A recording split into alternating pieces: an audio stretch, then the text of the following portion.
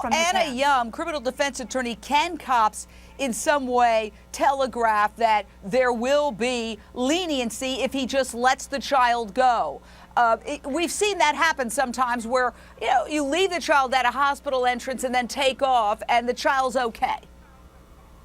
Right. I mean, at some point, law enforcement or officers, if they can get a hold of this man, could convey to him, look, if you cooperate now, then possibly things can get better for you down the road. But at the end of the day, we all know this, Jane, that the prosecutor makes the filing decision to see whether kidnapping even is sufficient in this case. So, well, I say 100% of nothing is nothing. We want to find the kid. Yeah. And I certainly think... And it's not just about him. It's about the child's interest, right? It's about putting the child's interest at the top of the table, and it's about reuniting him with his mother. And that's what this father needs to think about, and that's what this little kid alive. Hopefully, I mean, there's only so long he can go on like this. So leave the child, if you're watching, leave the child anywhere, 7-Eleven, a hospital, a diner, and the child will be found and returned to cops, and then ultimately to the mom.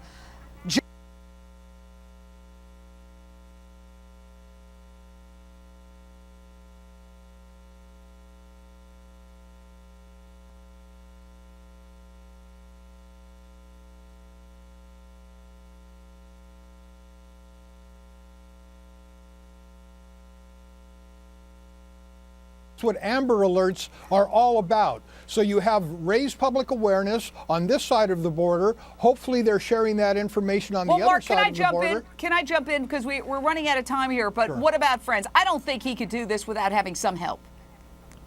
I think you're absolutely, right. Jane. Absolutely. Yeah. There's no way that a father and this 2-year-old with all this public awareness can just disappear out of nowhere. There's definitely someone helping him, whether it's his own family members or some friends who, in their delusional mind, think that he's right in this situation. He's definitely getting help. I think that police have to be knocking on doors. They should start knocking on doors right now. The thing about it is, this guy's on a BMX bicycle riding.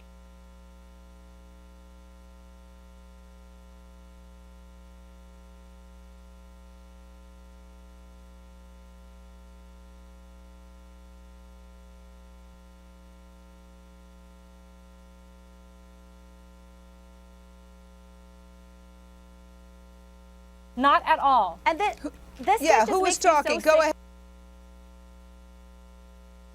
Did they interview collaterals, people who knew who he was and can talk about his behaviors in the past and make ideas about how he's going to behave in the future? If they didn't do those things, how can they say he's not going to re-offend? With somebody who has such a violent history, this is not somebody who's rehabilitable. Not at all. And who was talking? Go ahead. Who was saying something? This case, I am Anna Yum over here, Jane. This case makes me so sick because it's true. I mean, how can we not believe that this guy is not going to reoffend? And if the state's own experts can't even say that, that's what makes it so frustrating, because we don't have the resources to be able to monitor every move that he makes when he gets out. And granted, he served 24 years, but what's going to happen? He's only 37 years old. What's going to happen to his neighbor who has kids or the other children around? Right. I mean, how do we solve this or rectify this situation? It makes me sick. It really does. What gets me sick, you Jane, mentioned what the eyes. gets me just sick is just thinking about that 3-year-old girl who's now something in her 20s. Yes.